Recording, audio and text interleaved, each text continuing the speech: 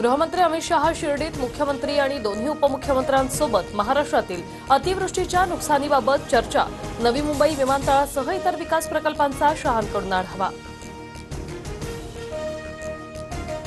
मुख्यमंत्र्यांसोबतच्या बैठकीत ओबीसी नेते आक्रमक, विधी आणि न्याय विभागाची परवानगी न घेता हैदराबाद गॅझेट संदर्भात जीआर कसा काढला, भुजबळांचा सवाल। हैदराबाद गॅझेटचा शासन निर्णय रद्द करा, मराठा समाजाला दिलेल्या कुणबी दाखल्यांची श्वेतपत्रिका काढा। ओबीसी बैठकीत विजय वडेट्टीवारांसह पंकजा मुंडेंची मागणी।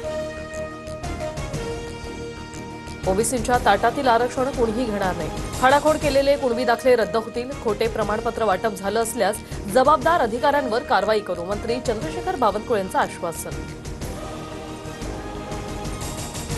बुलढाण्याच्या बावनगिरी गावात देवीच्या विसर्जन मिरवणुकीवर अज्ञाताकडून दगडफेक, हल्लेखोरांना अटक केल्याशिवाय देवीचं विसर्जन करणार नाही, मंडळाची आक्रमक भूमिका।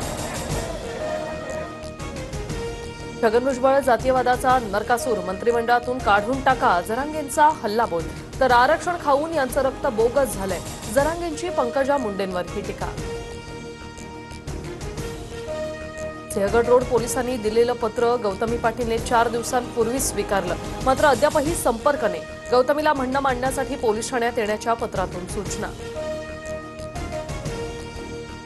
गौतमी पाटीलवर कारवाई करायची की नाही, गौतमी पाटीलच्या कारच्या अपघात प्रकरणानंतर चंद्रकांत पाटलांचा डीसीपींना फोन, व्हिडिओ व्हायरल, पुणे पोलिसांची गौतमी पाटीलला नोटीस।